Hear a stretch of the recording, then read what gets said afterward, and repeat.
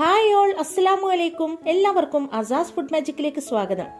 കഴിഞ്ഞ എപ്പിസോഡിൽ കാണിച്ച മസാലപ്പൊടി എല്ലാവരും ഉണ്ടാക്കി നോക്കിയോ? എല്ലാവർക്കും ഇഷ്ടമായെന്ന് കരുതുന്നു. ഇത്തവണ നിങ്ങൾക്കായി കൊണ്ടുവന്നിട്ടുള്ളത് സിമ്പിളായിട്ട് റെഡിയാക്കാൻ പറ്റിയ ട്രഡീഷണൽ ആയിട്ടുള്ള ഒരു വിഭവമാണ് പൊരിച്ച പത്തിരി. എണ്ണപ്പത്തിരി എന്നും പറയാറുണ്ട്.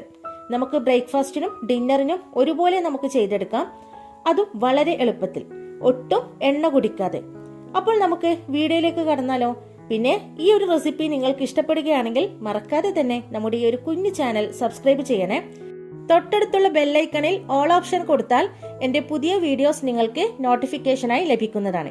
അപ്പോൾ നമുക്ക് വീഡിയോയിലേക്ക് കടക്കാം. Welcome back to Asas food magic. ആദ്യം തന്നെ നമുക്ക് പൊരിച്ച പത്തിരിക്കുള്ള മാവൊന്ന് വാട്ടിയെടുക്കാം. അതിനായിട്ടൊരു പാത്രത്തിൽ വെള്ളം തിളപ്പിക്കാൻ വെച്ചിട്ടുണ്ട്. 5.5 കപ്പ് വെള്ളമാണ് ഒഴിച്ചു കൊടുത്തിട്ടുള്ളത്.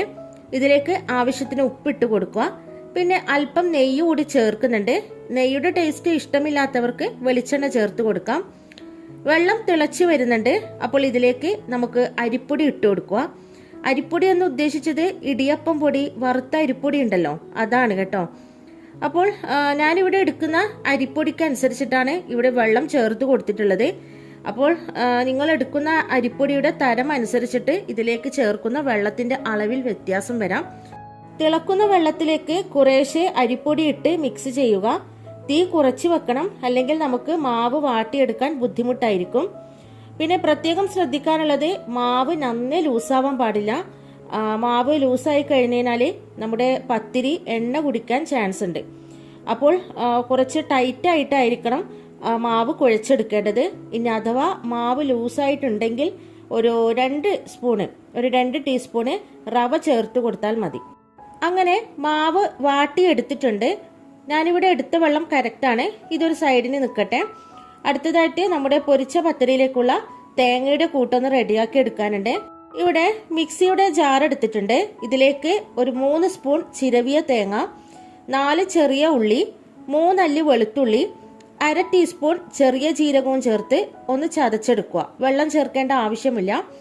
അപ്പോൾ വാട്ടിയെടുത്ത മാവിലേക്ക് ഈ തേങ്ങയുടെ കൂട്ടൊന്ന് ഇട്ട് കൊടുക്കുക. ഇതിലേക്ക് ഒരു 1/4 ടീസ്പൂൺ കരിഞ്ജീരകവും കൂടി ചേർത്ത് എല്ലാം നല്ലോണം ഒന്ന് മിക്സ് ചെയ്തെടുക്കുക. മാവ് ചൂടുണ്ടാകും. അപ്പോൾ അല്പസമയം എടുത്തിട്ടായാലും എല്ലാം ഒന്ന് നല്ലോണം മിക്സ് ചെയ്ത് സെറ്റാക്കി എടുക്കുക. ദാ ഇവിടെ പൊരിച്ച പത്തിരിക്കുള്ള മാവ് റെഡി ആയിട്ടുണ്ട്.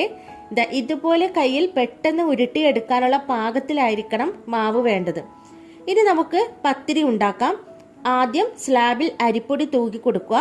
തയ്യാറാക്കി വെച്ച മാവിൽ നിന്ന് പകുതി എടുത്തിട്ട് ഇതുപോലെ ചപ്പാത്തിക്കോൽ വെച്ച് പരത്തിയെടുക്കുക. നന്നേ നേർത്തതാവരുത്, അത്യാവശ്യം കട്ടിക്കായിരിക്കണം പരത്തേണ്ടത്. അടുത്തതായിട്ട് ഒരു ബോട്ടിലിന്റെ അടപ്പോ മറ്റോ ഉപയോഗിച്ചിട്ട് ഇതുപോലെ ഒന്ന് കട്ട് ചെയ്തെടുക്കുക. നല്ല റൗണ്ട് ആയിട്ട് നമുക്ക് കിട്ടും. മാവ് അയഞ്ഞു പോയി കഴിഞ്ഞാൽ നമുക്ക് ഇതുപോലെ പരത്താനോ കട്ട് ചെയ്യാനോ ഒന്നും കഴിയില്ല കേട്ടോ. അപ്പോൾ ടൈറ്റ് ആയിട്ട് വേണം നമ്മളൊന്ന് മാവൊക്കെ ഒന്ന് കുഴച്ചെടുക്കാൻ വേണ്ടിയിട്ട്. അപ്പോൾ മാവ് തീരുന്നത് വരെ ഇതുപോലെ അരിപ്പൊടി തൂവി പരത്തി കട്ട് ചെയ്തെടുക്കുക. അപ്പോൾ വളരെ ഈസിയാണ് പൊരിച്ച പത്തിരി ഉണ്ടാക്കാൻ വേണ്ടിയിട്ട്. നമ്മുടെ അരിപ്പൊടി വാട്ടാനും അതൊന്ന് കുഴച്ചെടുക്കാനും ഉള്ള ഒരു ബുദ്ധിമുട്ട് മാത്രമേ ഉള്ളൂ. ഒട്ടിപ്പിടിക്കാതെ, കറി പോലും ഇല്ലാതെ ചുമ്മാ നമുക്ക് ചൂടോടെ കഴിക്കാൻ നല്ല ടേസ്റ്റാണ്. അങ്ങനെ എല്ലാ പത്തിരിയും നമ്മളിവിടെ പരത്തി എടുത്തിട്ടുണ്ട്. ഇതാ കണ്ടില്ലേ, അല്പം കട്ടിക്കാണ് ഈ ഒരു പത്തിരി നമ്മൾ പരത്തി എടുത്തിട്ടുള്ളത്. ഇനി അടുത്തതായിട്ട് ചൂടായ വെളിച്ചെണ്ണയിലേക്ക് ഇതുപോലെ ഒന്ന് ഇട്ട് കൊടുക്കുക. എന്നിട്ട് പൊരിച്ചെടുക്കുക.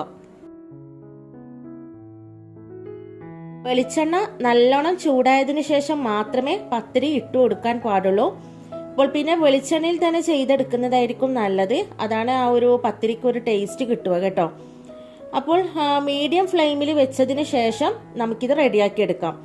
പുറമേ നല്ല ക്രിസ്പിയും അകത്ത് നല്ല സോഫ്റ്റുമായിട്ടുള്ള ഒരു ഡിഷാണിത്. അങ്ങനെ എല്ലാ പത്തിരിയും നമ്മളിവിടെ പൊരിച്ചെടുത്തിട്ടുണ്ട്. ചൂടോടെ കഴിക്കുന്നതാണ് ടേസ്റ്റ്. തണുത്തു പോയി കഴിഞ്ഞാൽ അത്ര ടേസ്റ്റ് കിട്ടില്ല. ആദ്യം തന്നെ നമ്മൾ കറിയൊക്കെ റെഡിയാക്കി വെച്ചതിന് ശേഷം പത്തിരി ഉണ്ടാക്കുന്നതായിരിക്കും നല്ലത്. അപ്പോൾ ചൂടോടെ നമുക്ക് ചിക്കൻ കറിക്കൊപ്പമോ ബീഫ് കറിക്കൊപ്പമോ ഒക്കെ നമുക്ക് സെർവ് ചെയ്യാം. കുട്ടികൾക്കൊക്കെ നല്ലോണം ഇഷ്ടപ്പെടും. ഞാനിത് ചിക്കൻ കറിക്കൊപ്പമാണ് ഉണ്ടാക്കിയത്. ഒരു വെറൈറ്റി ചിക്കൻ കറിയാണ്. ഇതിന്റെ റെസിപ്പി നമുക്ക് നെക്സ്റ്റ് വീഡിയോയിൽ കാണാം. അപ്പോൾ എല്ലാവരും ഉണ്ടാക്കി നോക്കി ഫീഡ്ബാക്ക് അറിയിക്കുമല്ലോ. നിങ്ങളുടെ ഫാമിലി ഫ്രണ്ട്സിനൊക്കെ റെസിപ്പി ഒന്ന് ഷെയർ ചെയ്യുകയും ചെയ്യുക. അപ്പോൾ ഇൻഷാ അല്ലാ നമുക്ക് അടുത്ത വീഡിയോയിലൂടെ വീണ്ടും കാണാം. Thanks for watching.